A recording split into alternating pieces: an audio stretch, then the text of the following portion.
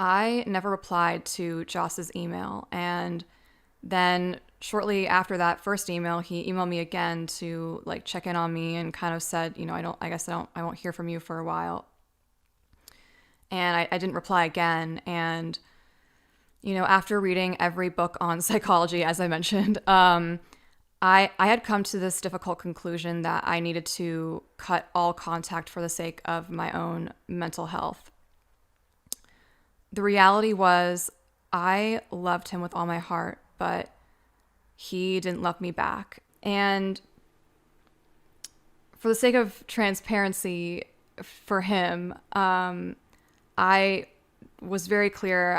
I told him that I was a virgin. He definitely was into the idea that I was a virgin, but I also never felt like I never felt pressured to do anything with him. It was all totally consensual.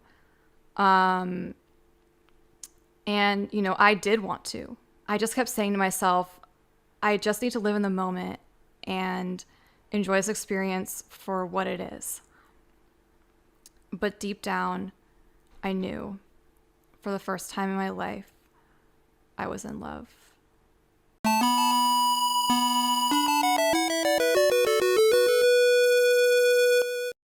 My name is Erin Shade Hickox, but mostly I go by Erin Shade because it's easier and it sounds cooler. I'm from this place, Villanova, Pennsylvania.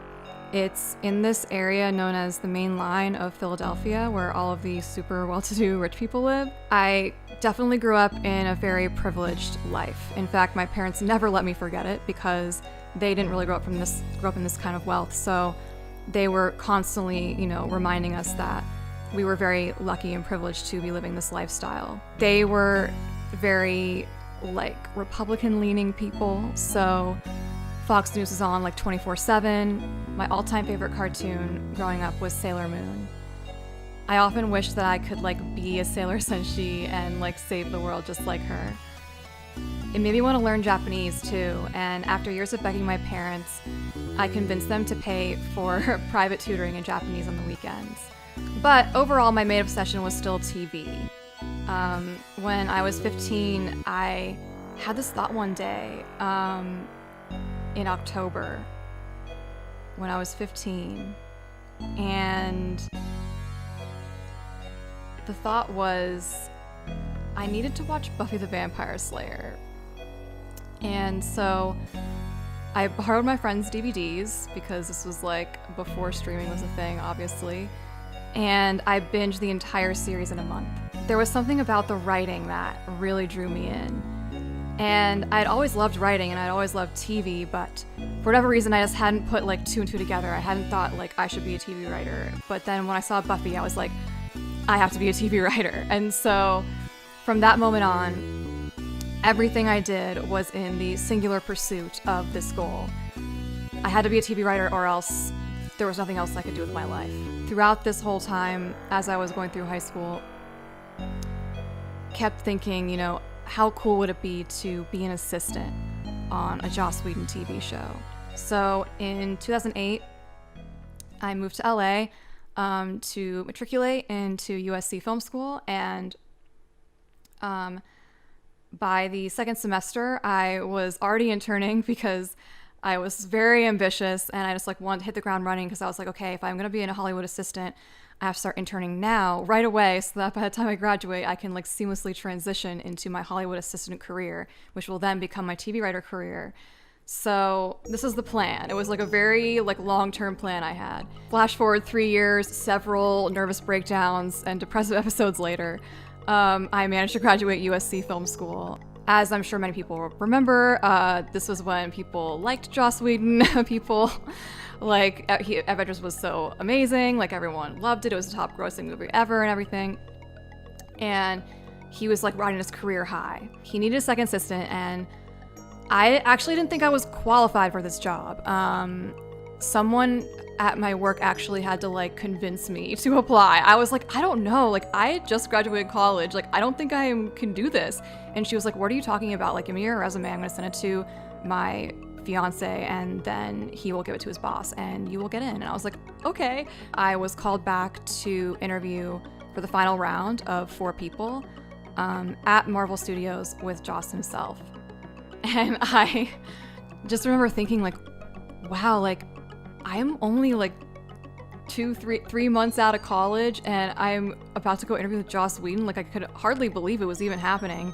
And I remember as soon as I walked in, it was like all the air had been sucked out of the room. Like I was just so surprised, like that he was so depressed. He was so, there's just heavy depression energy all over him. And I quickly learned that he had just separated from his wife and that he had just moved into his own new house. But still, he was like super nice and like really kind, and we had like a really nice chat. And I remember he had told me that he had just gotten back from Japan and that he had gone to the Ghibli Museum, and I was like, oh my gosh, like I love Japan, like I studied abroad there, like I studied Japanese and I love anime and everything.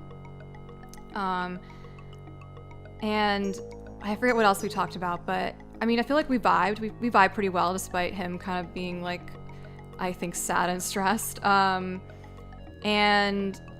I remember at the end of the interview, as I was leaving, I was like, I turned to him and I was like, everything's gonna be okay.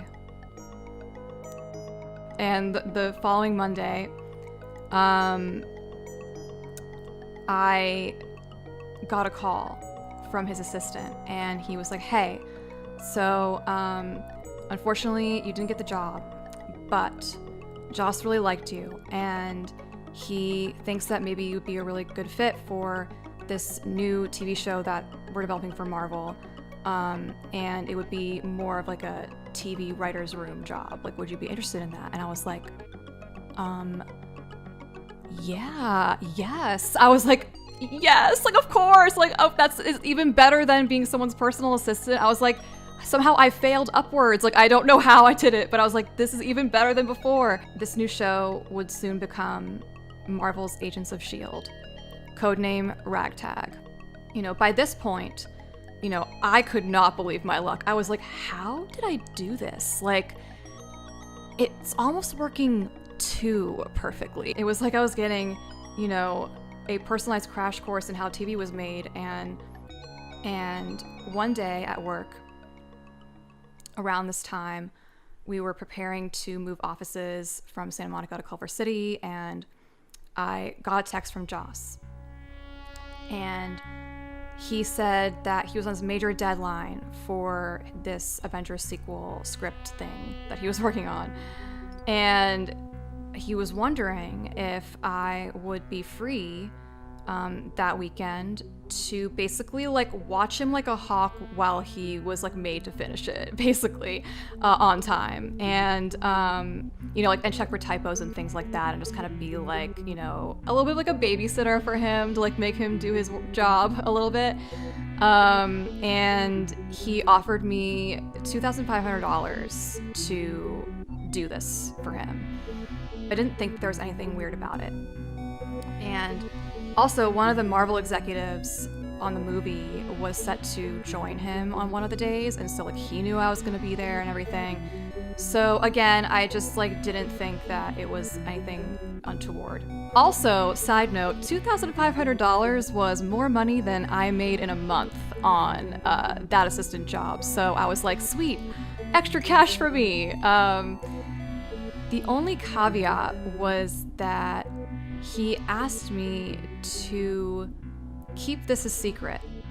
I promised him, I was like, of course, like, I'll keep it between you and me. It's just, you know, I don't want to, like, mess anything up. But I was just so excited to be there, and it was such an experience, and he was really nice, and he made a lot of progress in the script, and on Sunday night after everything was done, he was so happy to have made his deadline and thanked me profusely for my help.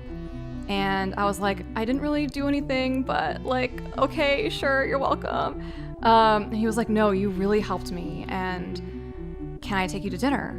And I was like, sure, yeah. On our walk back to his place, we were just chatting about life, and we basically just like became friends. Over the next several weeks, we began like exchanging more texts all the time, and our friendship grew. And Then one night, towards the end of June, I got a text from Joss, and he asked me if I wanted to come over and watch a movie. And I was like, sure, yeah. But as I was driving over there, I was like, we are friends, but I also kind of feel like something could happen, and maybe I'm making a huge mistake, but like, he's so kind and funny, and I feel like we really vibe, and maybe I'm just being paranoid. I don't know, like, we are just friends, like, everything's gonna be totally fine. It'll be fine, everything's normal. So I get over there, and we smoke some weed, and we sit on this like red velvet couch thing, and within the first 45 minutes in, I felt him hold my hand. And I felt my heart leap into my chest. And I was like, oh my gosh, like, I'm holding Joss's hand, like, am I developing a crush? And as I was driving home, I was like, my mind was going crazy. I was like having a little panic attack, and I was like, Aaron, you can't have a crush on Joss. Like, this is crazy. What are you doing? But then the other part of me was like, Aaron, you've never had a crush before on anyone, and you've never had a boyfriend before or anything, and so you should indulge this, and you should do so for the sake of love and destiny. And I was like, ah! Anyway, the next thing I know, Joss and I are secretly dating. The weight of the secrecy was heavy and incredibly anxiety-inducing. I faced such conflict in every waking moment of my life at work. But at the same time, I cherished my time with Joss so much. We saw movies, and we had lightsaber battles, and we smoked weed, and we had fun dancing at his place, like at dance parties at his house, and I'd never really been into dancing before. Like, my friends could never drag me to the club. But somehow Joss managed to get me to like dancing. I had never felt this way about anyone before, and I just felt like I had to do it, you know, because I felt like I was meant to do it. But then after a few weeks of this, Joss ended it because he was afraid of hurting me, and because he was moving to London soon, and he was, you know, going through a lot with his, you know, separation, divorce thing with his ex-wife and stuff. And I was really sad, but I understood. But then after Comic-Con, we started back up again, and we were dating for the rest of the summer. And for the sake of transparency for him, I was very clear. I told him that I was a virgin. And he was very kind about it, and he never pressured me to have sex with him or anything. Although he was definitely into it. He definitely was into the idea that I was a virgin. But I also never felt like I never felt pressured to do anything with him. It was all totally consensual. And, you know, I did want to. And we went on this like fancy wine vacation in Napa Valley over Labor Day weekend, before he was set to leave for London. And I felt like it could happen then. But we were both too nervous, and it just became awkward. But we still had fun, and it was such a whirlwind, and I just kept saying to myself, I just need to live in the moment and enjoy this experience for what it is. But deep down, I knew, for the first time in my life, I was in love. After our trip to Napa, Joss ended things and moved to London to make Age of Ultron. I was devastated, but I knew I just had to double down and focus on my job. All I could think about was how much I missed Joss and how much I wished we could be together again. Then in December, we reconnected, and by January, I had booked tickets to visit him in London after the season 1 wrap party. I basically kept a countdown clock on my computer for London, waiting for the day that I was to leave. And finally, after the wrap party, which was a super amazing success in my opinion, and I think everyone else thought so too, I flew to London, and I flew with one of my closest friends as well. We basically had planned this whole vacation together. And our trip was mostly just the two of us. But as soon as I got there, I immediately went to go have dinner with Joss. And we had an amazing reunion. And it was everything I could have dreamed. Like, I even had this like amazing blowout that I had gotten before I left LA. And like, I arrived and it was like perfectly intact. Like, everything was like going my way. And we just had an amazing night. And I lost my virginity that night, and I had never been more happy in my entire life. Plus, I also got to go to Stonehenge and like be amongst the stones, which was really cool. Joss was set to come back that August, and I felt like maybe we could become official. And if we were to become official, I couldn't be technically his employee, even though, you know, he was never like my direct boss, but like he was still a credited executive producer on the show that I worked on. So, and there was obviously a power dynamic and stuff. And so I was like, well, if I get a new job, then there won't be that problem anymore. And so I resolved to find a way to transition to another assistant job. Jed and Marissa called me into their office, and they looked really serious. And they sat me down, and they said that they had decided that they were not going to ask me back for season 2. And I was so shocked. I broke down into tears. I knew things had been tense between us a little bit in the past few months, but I really thought I had redeemed myself at the wrap party. Like, I honestly didn't think, I didn't expect to get fired. Like, I was taken aback. You know, I sat there at my desk crying while this poor Marvel security dude had to like watch me like delete these emails. It was horrible. And I sobbed in the car all the way home, and I just cried for I don't even know how long. Like, somehow my dream job had turned into a nightmare. I didn't say anything to Joss at first because I was so humiliated. But obviously, eventually he found out, and he texted me, you know, that he felt so bad, and he asked if I was okay, and I said I was, and that I would figure something out. But in reality, I had no idea what I was going to do. I had asked Jed and Marissa why they let me go, but they didn't tell me, and I didn't know how to explain why I was leaving S.H.I.E.L.D. to potential employers, and no one wants to hire a fired assistant. And to this day, I don't know why they fired me. Some people close to me suspected that it was because they knew about me and Joss, but I can't say for certain. So I decided to swallow my pride and ask my dad for financial assistance while I worked on my own writing for a little while. My dad and I didn't really have a close relationship at this time, but I think that he was impressed by my entrepreneurial spirit and was like, okay, you have 6 months. And I was like, sweet. A week or so later, I was about to walk into my therapist's office. Again, was in a lot of therapy at this time.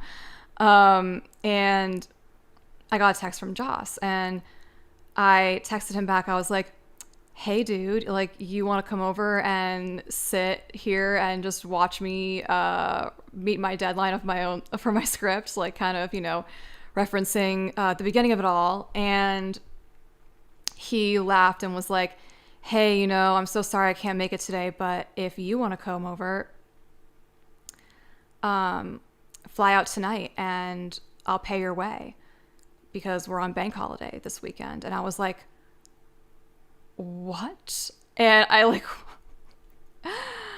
walked right into my therapist's office and I was like, Joss wants to fly me to London tonight. And she's like, what are you doing here then? And I was like, permission granted. And I like left immediately and drove all the way home and packed a bag. And the next thing I knew, I was on a flight to London. I spent 5 days chilling at his place and working on my script, and we were having a lot of fun. And he told me that when he got back to the States, that he wanted to keep seeing me.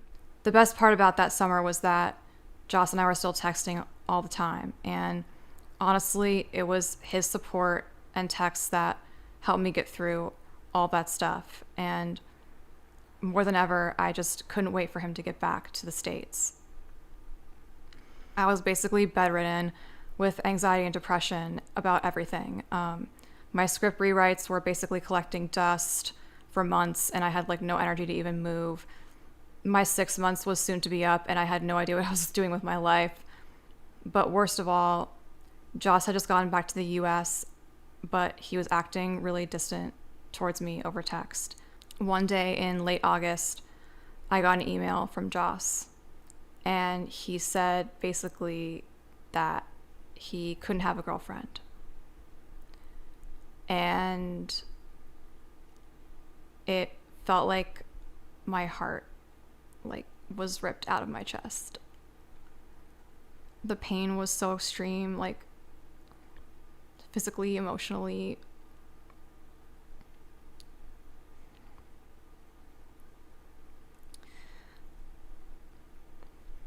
I plunged into the darkest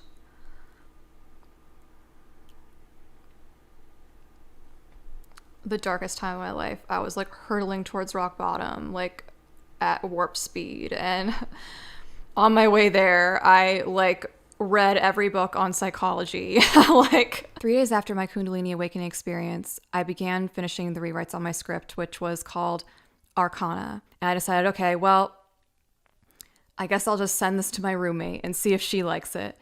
And so she read it, and she sent it to one of her assistant friends, and then her assistant friend showed it to her boss. And the next thing I knew, I was sitting in the office of a production company called Good Universe, very appropriately named production company.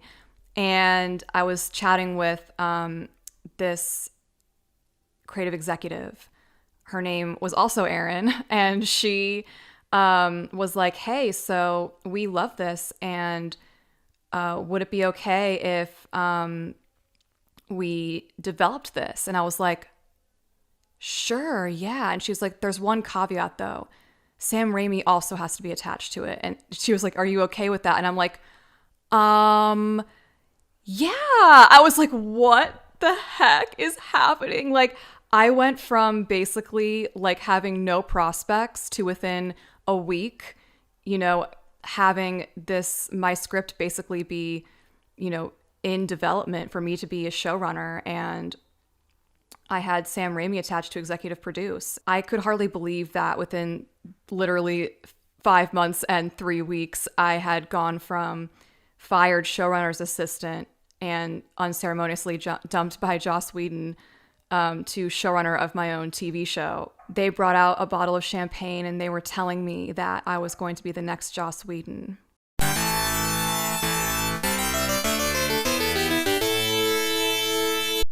If you've known me on YouTube, or if you're one of the few people who's never watched my YouTube channel, but has for many years known me face to face in real life, you've heard me say again and again that short-term, self-centered thinking starts to resemble evil with enough repetition, with the passage of time. You can live your life surrounded by people who don't think of themselves as evil, who don't think of their motivations as evil, who don't think of their objectives as evil. But they're selfish, and they're not even thinking about the consequences of their actions 5 years from now, for themselves or for the other people in their lives. Not even for people they love, people they profess they love, people they pretend they love, much less the people they may simply use as a means to an end. I warn again and again. People who've known me without ever watching this YouTube channel, they've all heard it. Short-term, self-centered thinking starts to resemble evil. But once in a while, you gotta deal with a guy like Joss Whedon. You gotta deal with a guy who thinks long term.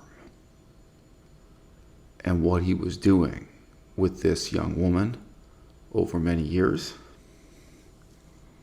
and it seems reasonable to assume, given the evidence of many different young women who've come forward, that during those years, she was not the only one.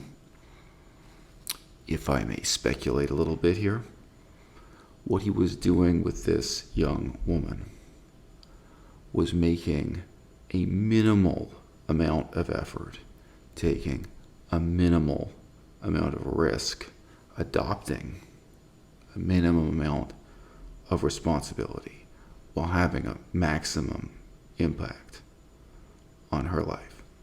You can say whatever you want to criticize her, including somewhat skeptical cross-examination of her own motivations. I think she's sincere when she says that she fell in love.